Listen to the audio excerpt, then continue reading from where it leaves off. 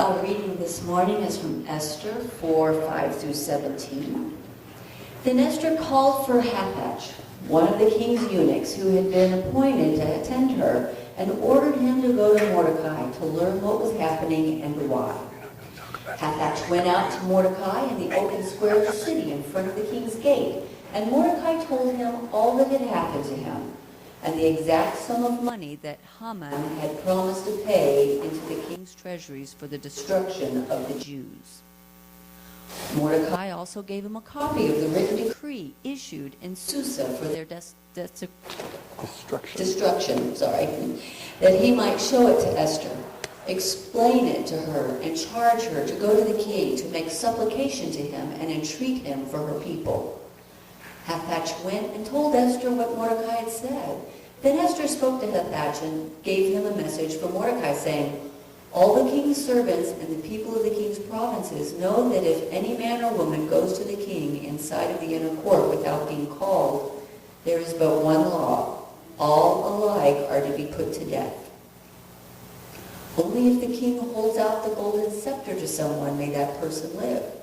I myself have not been called to come into the king for 30 days.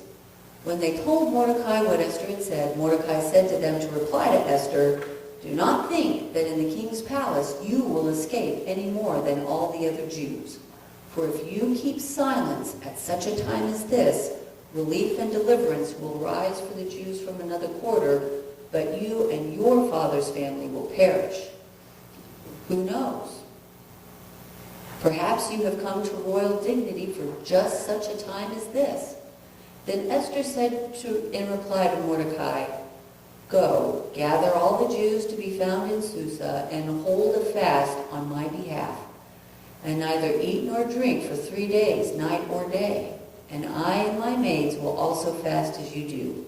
After that I will go to the king, though it is against the law, and if I perish, I perish. Mordecai then went away and did everything as Esther had ordered him. All right. When Doug had asked me to preach on this series that we're doing on evangelism on Sunday nights, they already had the texts picked out, and so you could pick whatever text you want. And there were 2 texts that I really didn't know a whole lot about. One of them was from Esther, and the other one was from Ruth. And so I said, okay, well, I'll pick the 2 from Esther and Ruth, because I know nothing about Esther and Ruth. And so I don't know, these may be your favorite stories, and this may be old hat, but it was like, man, I had to learn something about Esther and Ruth. And so today we're going to talk about Esther. And so the title of my sermon is Who is Your Community? All right, now, to begin with, it works. I have a clicker now. I spent $12 or whatever it was, because I'm tired of tripping over the thing. Okay, so the first question is, what does Esther have to do with evangelism? Of all the books in the Bible, Esther is the last book in the Bible that I would pick to have anything to say about evangelism, to be perfectly honest with you. After having studied it, it's very strange. Because it's a strange story. Now, before I say anything, it is a really interesting story. I mean, it's a well-told story, but it just doesn't seem to have a whole lot to go. It's not a whole lot about evangelism. But it is a strange story. First of all, and look, I even got a little pointer now. There is no mention of God or religion in the book of Esther. This is the only book in the Bible where God's name is not mentioned, much less religion. What a strange book. In fact, I'm going to come back to this because this actually has something to do with evangelism, I think, believe it or not. There are no noble characters in the book of Esther. Even our heroine Esther only risks her life after Mordecai threatens that she would not survive a massacre of the Jews. She wasn't too excited about saving the Jews. Hey, she was married to the king. Gentile and Jew alike are represented in this story as being motivated by pride, greed, and cruelty. Again, 3 words that I don't normally think of when I think of evangelism. And it ultimately, the ultimate purpose of the book is pretty clear. It celebrates a festival. It sort of explains the origin of a particular festival that the Jews celebrate. Well, it turns out that festival was really a heathen festival. that is older than the Jews, and so it's a sort of a carnival, and it's never really entirely lost its secular character. So again, this is a really weird book. I mean, it's an interesting story, but a really weird book. And so again, this is Esther 9:22 that explains that because Esther was able to deliver them from persecution, they should have days of feasting and gladness, days for sending gifts of food to one another, and presents to the poor. So again, the main purpose of the book of Esther is apparently to provide a historical grounds for the celebration of this feast called Purim. Now, what is Purim? It's the festival named after the term pur, which is used in Esther 3:7, where Haman's the bad guy in the story. Haman is the one who wants to kill all the Jews. And so how did he decide what day that he was going to kill all the Jews? He did it by lot. And so Pur means lot. And so Purim would be this day, because it was a reversal. We're going to see there was a reversal on that day.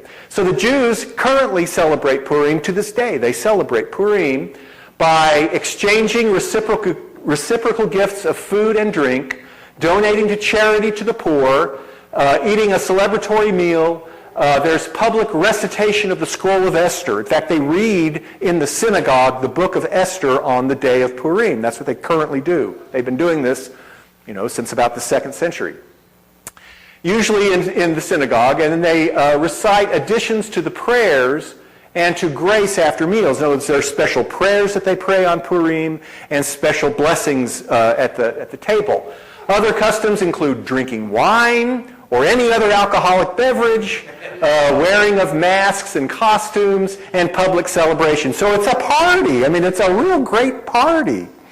And so again, what a strange book that this is what it celebrates. But anyhow, so what is the story of Esther? Now again, this may be your favorite book in the Bible. I don't know.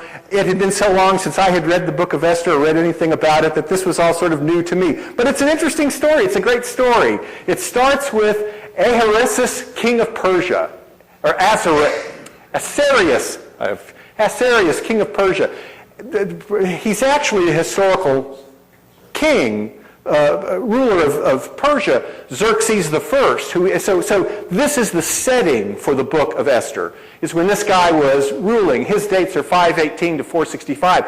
And so to remind you then what was taking place, this is called the diaspora. The diaspora. And so let me give you a little brief thumbnail history of Israel.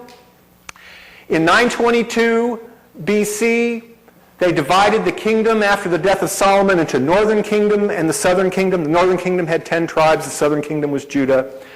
In 722 BC, the northern kingdom was defeated by the Assyrians. And so that was the first dispersion of Jews throughout. They lost their homeland and they were dispersed throughout the Middle East. And so that is the diaspora. That's the first diaspora of the Jews. Then in 586, the Babylonians came in and they defeated Jerusalem and Judah. And so they took all of the leadership from Jerusalem and hauled them off to Babylon. And so that's sort of the second diaspora. And so again, we have the Jews being spread out throughout the Middle East. They're losing their homeland. But in 539, Cyrus the Great had defeated he's the Persians. The Persians came in and they defeated the Babylonians. And so he allowed Jews to return to the land of Israel after the Persians defeated the Babylonians. So hooray, they get to go back. And so there's a return that Jews make. But now this book is set in the reign of Xerxes, who follows Cyrus, so 486 to 465. That's when Xerxes is around. And so what does that tell us? Well, that Jews didn't all go back to Jerusalem. Some of them stayed in Persia. And so Mordecai and Esther and those folks, they were Jews. They could have gone home, but they were happy living in Persia. And so there were a lot of Jews. And of course, this was written probably around 200 to 100 BC. And so it was written at a time when there were a lot of Jews in the Middle East who could sort of relate to Esther and Mordecai. So that's one of the reasons that it may have something. So anyhow, Xerxes was married to Queen Vashti, and at the beginning of the story, he's partying for about 6 months. He's having a drinking party with all his buddies for about 6 months, and then he says, I want my wife Vashti, she's beautiful, I want her to come to this party, she can wear her headgear. It's not clear if that's all that he wanted her to wear. I mean, he was trying to show off, and she refuses. She refuses to come.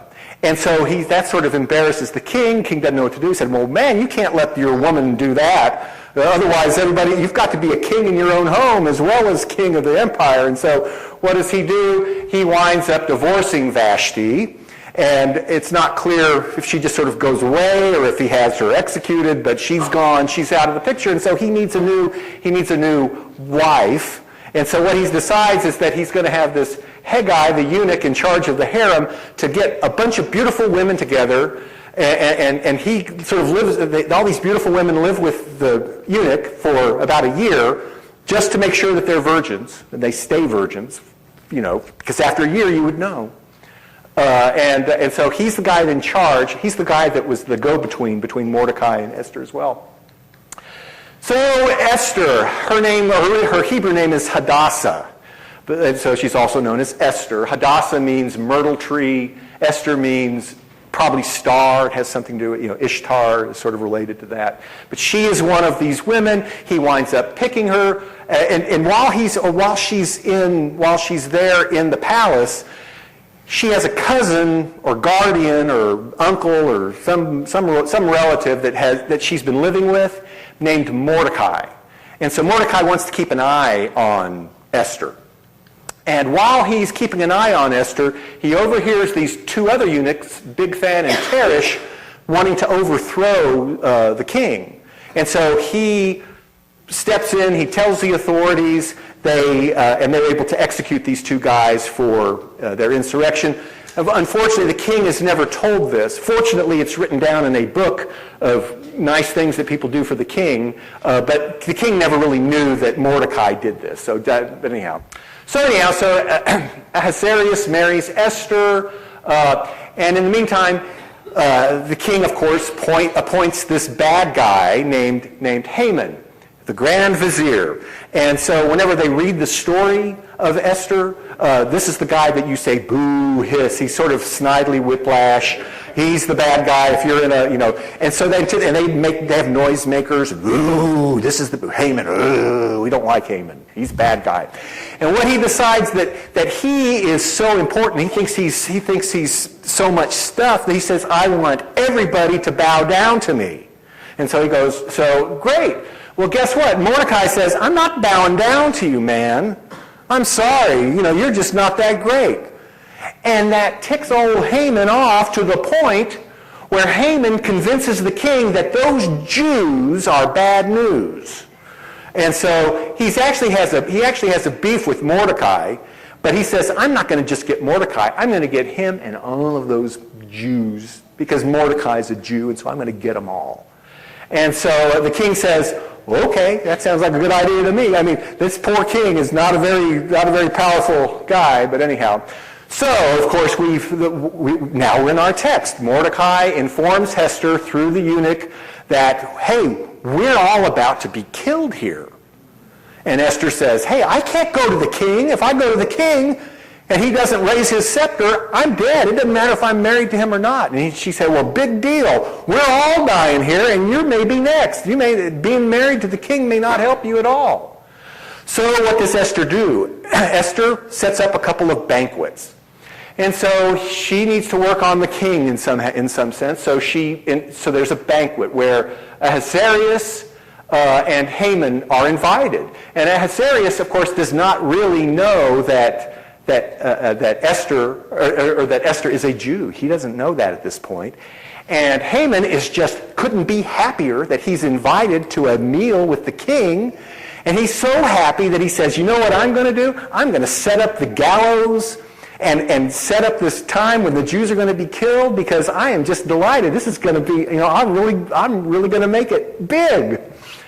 So anyhow, that night after the banquet, I guess the king couldn't go to sleep, so he thought, well, I'll do a little easy reading. So I'm reading about all the great things that people have done for me. And what he learns is that Mordecai actually did something great for him, that he saved his life by informing about Bigthan and whatever the other guy's name.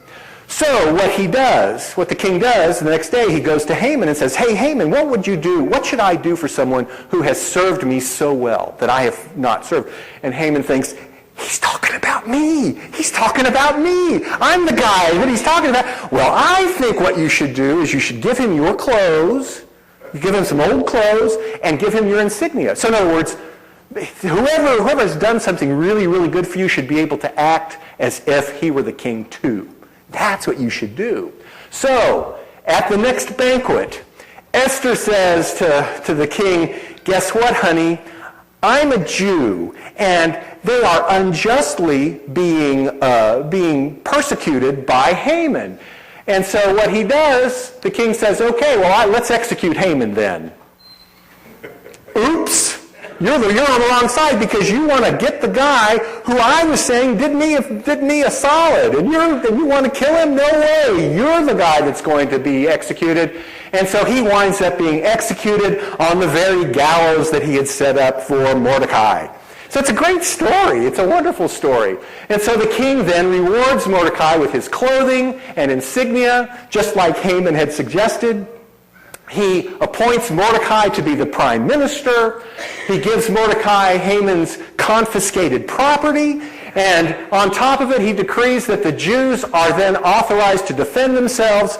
And they wind up killing all 10 of Haman's kids and about 500 other Persians. And so it's the ending's a little unhappy. But anyhow, so that's the story. And so, hooray, we're so happy Purim, we're celebrating Purim now. And this is why, because we finally had a victory, right? So you can understand now why this story probably made it in the Bible. Why is Esther in the Bible? It establishes the cultic significance of Purim. It sets the proper time for the festival. At the end of the book, after all this story takes place, there are several speeches that Esther gives and Mordecai gives, and it tells them this is what you need to do, and this is how you need to do the ceremony, and this is what you need to celebrate and what you don't celebrate. So it specifies in writing how the festival is correctly celebrated. But Esther and Mordecai really are role models for how Jews should live in the diaspora.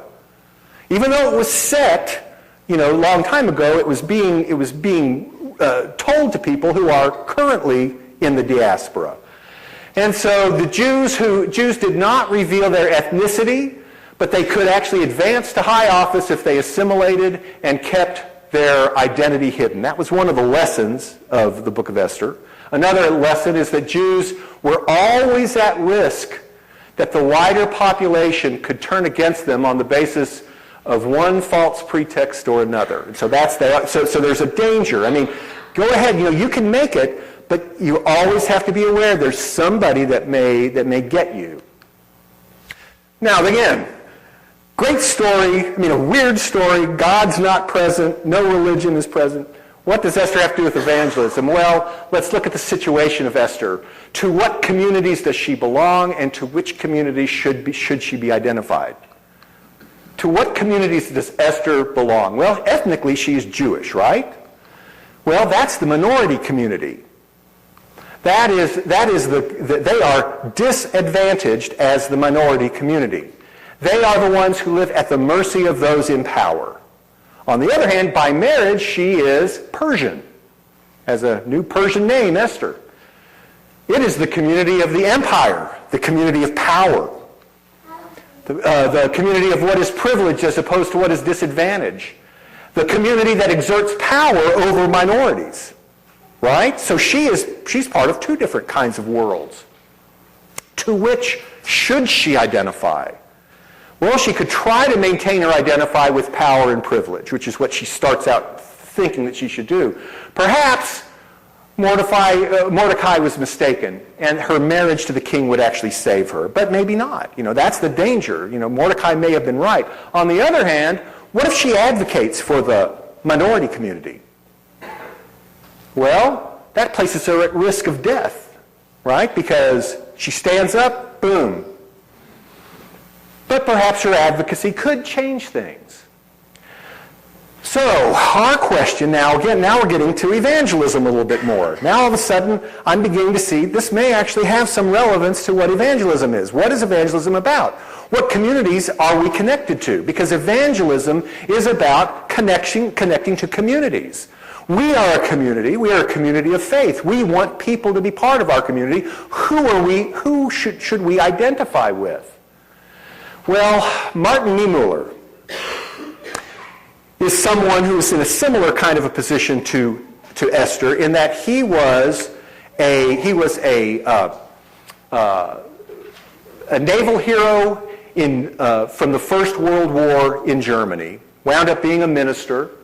He became a leader of the Christian opposition to the Nazis. He was actually imprisoned for his opposition to the Nazis. Now again, the church, the Christian church in Germany, was in a precarious was in a weird position, because it was ethnically Aryan, right? And they were ethnically Aryan. And so what do we do with these Jews? Who's my community? Who's my community? Who was his community? Well, I mean, he wanted to fight against them. Well, he is really famous for a speech that turned into a poem. And these lines of this poem, I'm sure you are familiar with. It's actually printed now at the Holocaust Museum in Washington, D.C. He was the one who said, "First they came for the socialists, and I did not speak out because I was not a socialist. Then they came for the trade unionists, and I did not speak out because I was not a trade unionist. Then they came for the Jews, and I did not speak out because I was not a Jew. Then they came for me, and there was no one left to speak for me." Who is my community? He said that in the speech that he gave, he actually started out by saying, the communists, the Nazis were first anti-communist. Well, who couldn't be anti-communist? Bunch of atheists? I'd have nothing in common with them. I'd say, you know what, if something bad happens to the communists, that's all right. No big problem. But at the end of the game, I think what he was saying was, wait a second. Who should I be identifying with? Should I be identifying with the powerful, or should I be identifying with the oppressed? Who needs the gospel? Who needs the good news?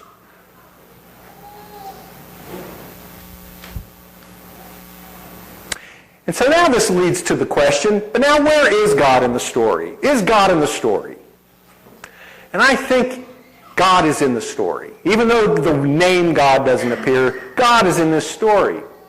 And how do we know that God is in the story? Is God really absent? Well, in order to answer this question, it may be that we need to put Esther in the context of the entire canon of Scripture. In other words, all of what believers see as the revelation of God. And there's a fellow named Brevard Childs who taught Old Testament at Yale, and he wrote an introduction to the Old Testament as Scripture. And he offers what's called canonical criticism, where he said, really, you need to take seriously the place of the text in the canon and in the life of the communities who experience the text as Scripture. We need to put Esther, this story, it's a secular story, no doubt about it. In fact, it's still a secular story, but they couch it in this festival, and they give you some religious significance. So, where is it then, according to Scripture, can we find God? Where do we expect to find God? Where do we look to find God?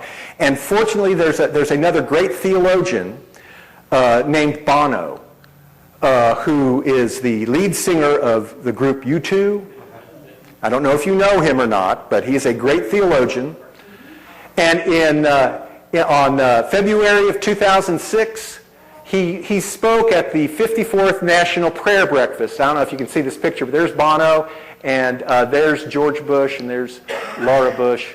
And so he spoke at this address, and he actually answered the question, where is God? Now, when he was speaking, one of the things that he worked really carefully, closely with, with George Bush. One of the things that he really liked about George Bush is that under the Bush administration, there was a push to fight AIDS, especially around the world. That was one of the great legacies of the Bush presidency, was that he fought against AIDS. And so here's a quote from this keynote address that he gave at the prayer breakfast. Well, where's God? Well, God may well be with us in our mansions on the hill. I hope so. He may well be with us in all manner of controversial stuff. Maybe, maybe not. But the one thing we can all agree, all faiths and all ideologies, is that God is with the vulnerable and the poor. God is in the slums, in the cardboard boxes where the poor play house. God is in the silence of a mother who has infected her child with a virus that will end both of their lives. God is in the cries heard under the rubble of war. God is in the debris of wasted opportunity and lives. And God is with us if we are with them.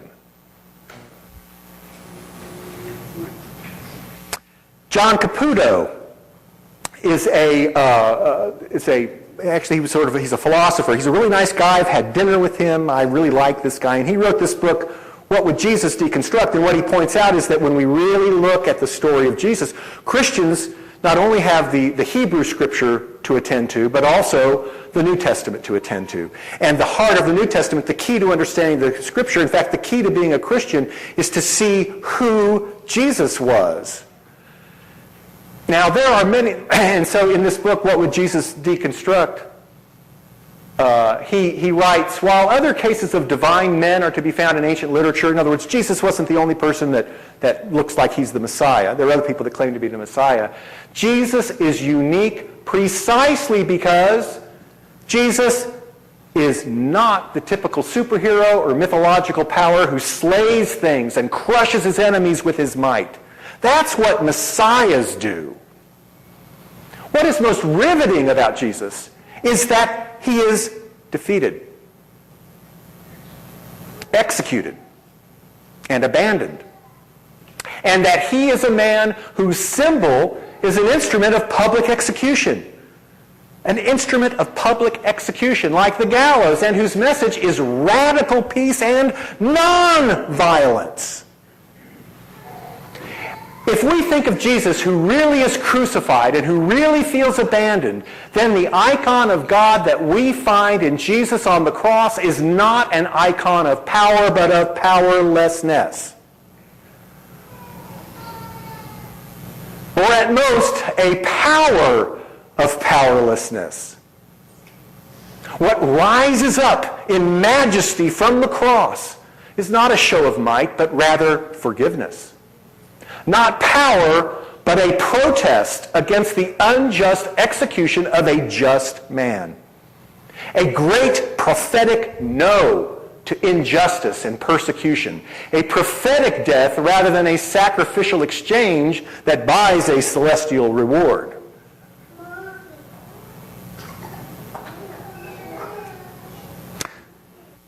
So what if salvation has everything to do with politics? Because when we start to identify with the powerless, who are we identifying with? Are we identifying with Muslims in America? Are we identifying with illegal aliens? Are we identifying with the people in prison? Now, a lot of people want to say, Derek Penwell is a disciple. He's a disciple, minister. And he points out that some Christians, and even some non-Christians, think that Christians should not be involved with politics, that Christianity is about getting people to go to church. And that's it. That's what it should be about. We're trying to save people's souls, so we need to get them in church. And the politics, they all mess up. Christians have a habit of doing bad things in the name of Christ. Just think of the Inquisition, or the Westboro Baptist Church protesters, and we know Christians can really mess up when it comes to politics. Give us a bad name, right? Horrible name. Well, maybe Christians should, and so maybe being a Christian should be about a personal relationship with Jesus Christ and not at all about the political stuff. And so maybe evangelism should be about spiritual stuff and not political stuff. Maybe I'm mistaken in all of this. Maybe when I say we need to be like Martin Niemöller and say, hey, there are people that are being persecuted, and I need to identify with those people. That's my community. And so here's what he said. What if salvation has everything to do with how we respond to poverty, homelessness, racism, and systematic injustice? What if your personal relationship to Jesus is informed not just by how much you pray or whether you have the proper view of the Trinity, but by how you treat people that Jesus had a nasty habit of hanging out with?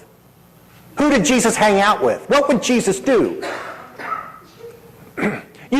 Folks on the fringes, the ones on food stamps, the ones who get fired for being gay, the ones whose children languish in jail cells on nonviolent drug possession charges, the ones who come to this country as refugees trying to escape death and violence in their homelands.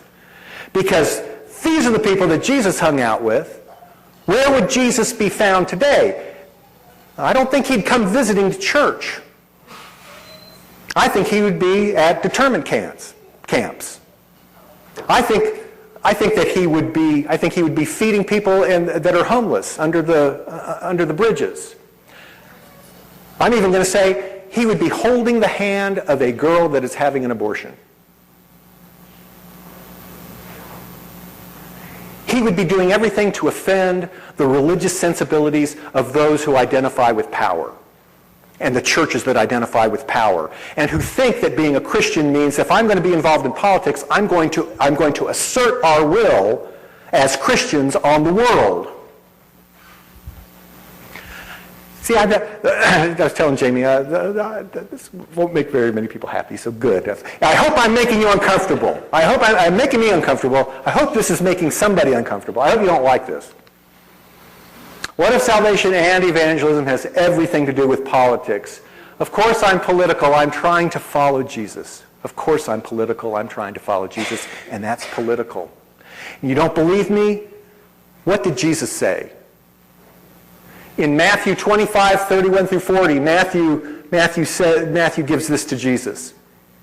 When the Son of Man comes in his glory and all the angels with him, then he will sit on the throne of his glory, and all the nations will be gathered before him, and he will separate people from one another as a shepherd separates the sheep from the goats, and he will put the sheep at his right hand and the goats at the left. Then the king will say to those at his right hand, "Come, you that are blessed of my Father, inherit the kingdom prepared for you from the foundation of the world. For I was hungry, and you gave me food. I was thirsty, and you gave me something to drink. I was a stranger, and you welcomed me. I was naked, and you gave me clothing. I was sick, and you took care of me. I was in prison, and you visited me."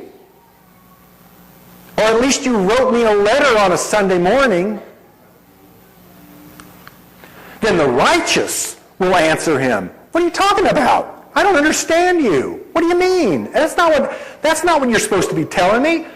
Lord, when was it that we saw you hungry and gave you food, or thirsty and gave you something to drink? And when was it that we saw you a stranger and welcomed you, or naked and gave you clothing? And when was it that we saw you sick or in prison and visited you?" And Jesus said, and the king will answer them, "Truly I tell you, just as you did it to the least of these who are my members of my family, you did it to me." So Jesus did seem to think that salvation was about politics. Now, what does this mean? Well, who is Esther standing up for? People that were going to be victims of violence, state-sponsored violence, right? That's who she was standing up for. And so that's where God was, right? God was with the Jews. But now I'm going to make you really unhappy, hopefully. I'll really make you unhappy. What about the ending of Esther's story? At the end of the story, you have the Jews taking vengeance on the Persians and killing Haman's 10 kids. And so it sort of reminded me of two movies by Quentin Tarantino. I don't know if you're familiar with Quentin Tarantino. You may not want to go see films by Quentin Tarantino. I like Quentin Tarantino. Maybe I shouldn't be so proud about saying that, but I do. But there are two really interesting stories films that he's made recently. One's called Inglourious Bastards, and the other one's called Django Unchained. And what do they have in common? They're both revenge fantasies. Because in Inglourious Bastards, you have Jewish soldiers that wind up scalping the Germans and actually killing all of the Nazi high command in Paris at a movie. Okay, pure fantasy stuff, But it's like hooray, hooray, hooray.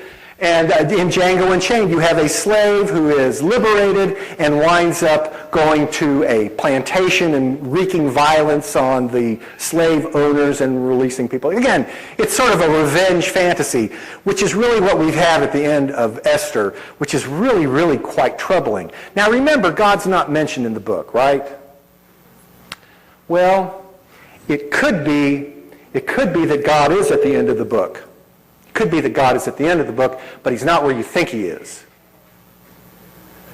Peter Rollins tells a story. Peter Rollins, another great guy. I haven't eaten dinner with him, but I've had a beer with him, and so he's a really great guy, Irish fella. He has a book called The Orthodox Heretic, where he has a bunch of short stories, and I actually think that Doug has made reference to this short story once before. It's called God Joins the Army, and this is where there is a little tiny island community, and there's this great big army that's up against them, and before they go to battle, the king of the little island goes to the oracle, who listens to God and understands where God, and the oracle tells him, look, God is not with us. God is on the side of the big guys over there. God is against us. God is against us. And so we've got to do something. And so the king listens and shakes his head, and what he does is he calls all of the people, all the armies together, and he says, okay, I want everybody who has a family, all of you soldiers who have families, I want you to go back to your family. And he said, and those of you who are newly married, I want you to go back. If you've been married less than a year, I want you to go to your wives. And so all he was left with was just a handful of people. And so when the battle came, it was a horrible, bloody mess. I mean, it was terrible. But at the end of the day, even after all of this, they were able to turn away the bigger kingdom. The one that, in fact, it was a shock. The oracle said, how could we have possibly won? You have defeated the side that God is on, haven't you? But the chief, whenever he was asked from the oracle, the chief just merely smiled and replied, surely you know that it doesn't matter which side God is on. When God is involved, the oppressed always win. Now, I don't know if the oppressed always win. Sometimes they don't. But I do know that God is on the side of the oppressed, and that we are to advocate for the oppressed. And I really believe, that the reason that God's name nowhere appears in the book of Esther is because while he may start out with the Jews who are being prosecuted or persecuted, who are at threat of violence, I believe at the end of that story that God is with the people that are being murdered by the Jews. So that's why I say I think I discovered something about Esther. I don't know if it's what you thought or not, but it's certainly what I think. So who is our community? Who is our community? It should be the oppressed, whoever that may be. And you know what? It's true that all lives matter. But God is with the oppressed. And it's certainly no good, and by the same token, it's no good to turn the tables and say, well, now once I'm in power, I'm going to stick it to the, that's because all of a sudden you may have had God on your side for a little while, but you'll never have God on your side as long as you try to assert your authority over and violence over someone else. There is no, God is on the side of the oppressed. the side of forgiveness, the side of forgiveness.